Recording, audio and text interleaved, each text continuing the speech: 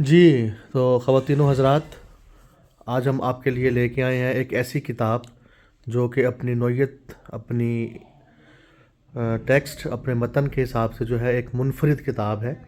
और मुनफ़रिद होने के साथ-साथ ये एक नायाब किताब भी है। नायाब किताब क्यों है? ये हम अभी अब आपको तारुफ़ करवाते हैं इसका। अमजद कुलियार साहब जो है इसके बारे में हमें कुछ बताएँगे। जी अमजद साहब, क्या है इस किताब में? बहुत शुक्रिया। शफ़क़त भी आए तो थे हम सजाद परवेज़ साहब की इयादत करने के लिए, बीमार थे काफ़ी अरसे से।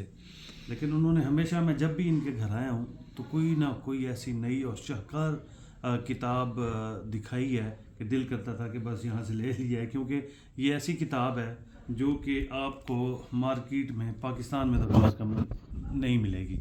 ये तो सिर्फ शायकीन हैं जो ऐसी किताबों की कलेक्शन रखते हैं, मंगवाते हैं। अब ये इंडिया में जब भी इंडिया में प्रिंट हुई, और ऐसा शाहकार का, मतलब मैं हैरान होता हूँ कि कोई चीज़ है तो काम हुआ है ना, कि आप उन्होंने 30 से लेकर मौजूदा दौर तक की जो फिल्में हैं उनके तमाम पोस्टर्स, बॉलीवुड पोस्टर्स की सूरत में SMM जो असूजा हैं उन्होंने इस किताब को मुरतब किया, लिखा भी। और अमिताभ बच्चन साहब ने इस किताब का जो है फ्लैप वो लिखा है। फ्लैप लिखा है।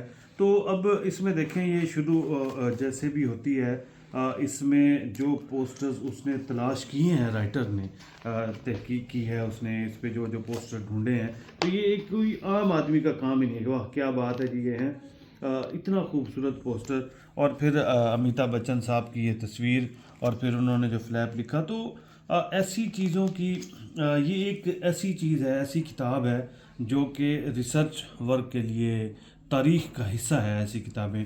और इस ऐसी किताबों पे काम होना चाहिए। लेकिन मुझे याद है ख्वाजा परवेज़ साहब से मैं अक्सर मिलने जाया करता था, तो ख्वाजा साहब से मैंने एक सवाल किया, ख्वाजा साहब आपकी जो शायरी है, कमाल कमाल गाने हैं ख्वाजा परवेज़ साहब के यार, आप एक से एक गाना ख्वाजा परवेज़ साहब का।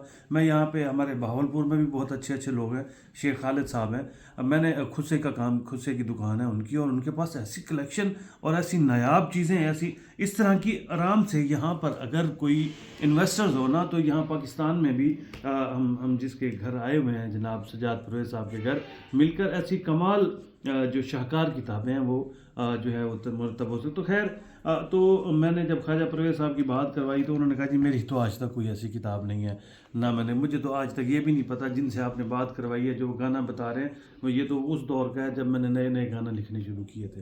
तो मतलब ऐसा काम पाकिस्तान में भी हो सकता है, लेकिन उसका करने के लिए एक जिगरा चाहिए, एक बहुत बड़ी हिम्मत और वक्त और पैसा चाहिए। तो खैर अल्लाह करे ऐसा काम हो यहाँ पे भी, पाकिस्तानी गानों पे ही हो जाए। तो बहरहाल बहुत शाहकार किताब। बहुत शुक्रिया सजाद परवेज़ साहब।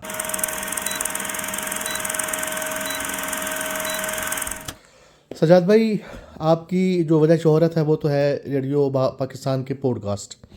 लेकिन आपने 22 लोग भी लिखी, और उसमें आपने अपनी ज़ात को एक अलग अंदाज में जो है वो लोगों के सामने लेकर आए। आज आपने ये जो किताब हमें दिखाई है, जी। जो बॉलीवुड की बॉलीवुड इन पोस्टर्स। 1930 से 2008 तक की जो जी। तारीख़ है उसको इसमें मुरतब किया गया है। आप इसके बारे में क्या कहेंगे? शौकत साहब, बात दरअसल ये है कि अगर हम तारीख की बात करें तो बरसग़ीर पाक व हिंद में पहली बोलती फिल्म बनी थी आलम आरा 1931 में। ठीक। और अब फिर ये सिलसिला आज तक जारी हो, सारी ये टेक्निक बदल गई, टेक्नोलॉजी बदल गई। तो ये किताब बुनियादी तौर पे SMM ओसाजा है, हमारे एक दोस्त हैं बॉम्बे में, उन्होंने ये प्रिंट की है, बॉलीवुड इन पोस्टर्स। और इस किताब में आलम आरा जो पहली बोलती फिल्म जिसको हम कहते हैं 1931 में जो रिलीज़ हुई थी, उसके पोस्टर से लेकर ये उसका ये पोस्टर था मैजेस्टिक टॉकीज़ के तहत, और ये उसकी तस्वीर है, एक क्लिप है। और ये इन्होंने आखिरी किताब जो जोधा अकबर रिलीज़ हुई थी सन 2008 में, उस वक्त तक इन्होंने डेकेड्स में इसको तकसीम किया, 30s 40s 50s 60s 70s 80s 90s और फिर 2000 का।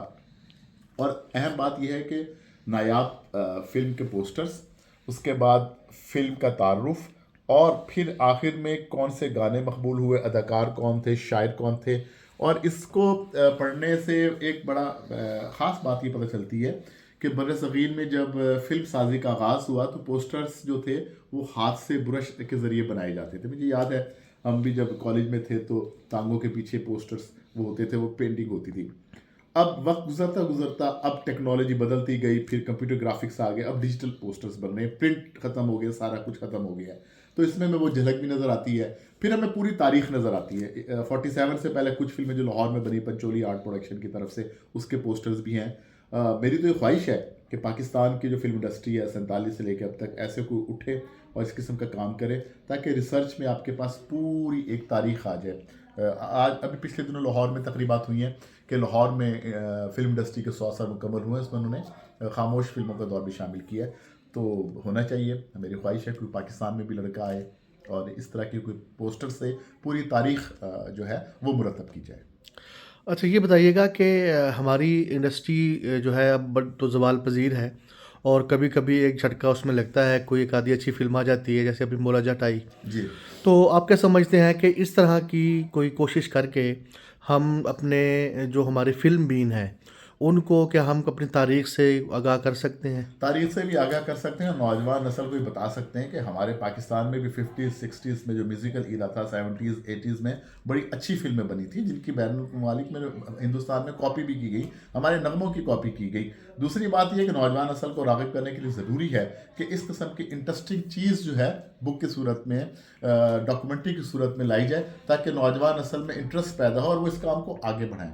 देखिए, अगर हम ये कहते हैं कि फ़िल्म कोई नहीं देख रहा, तो हिंदुस्तान में फ़िल्म देखी जा रही है, तो उसके वजह इससे सारी चीज़ें छप रही हैं और वहाँ इसकी प्रोडक्शन हो रही है। ये देखिए 70s में अमिताभ का दौर था, जब अमिताभ आए थे तो उनकी राजेश खन्ना जा रहे थे, राज कपूर ने मेरा नाम जोकर बनाई, दीवार बड़ी थी। तो ये एक पूरी हिस्ट्री है। तो खुदा करे पाकिस्तान में भी ऐसा हो, और उससे कम से कम ये होगा कि पाकिस्तान की जो फिल्म इंडस्ट्री है, जिसको इस्तेमाल करते हैं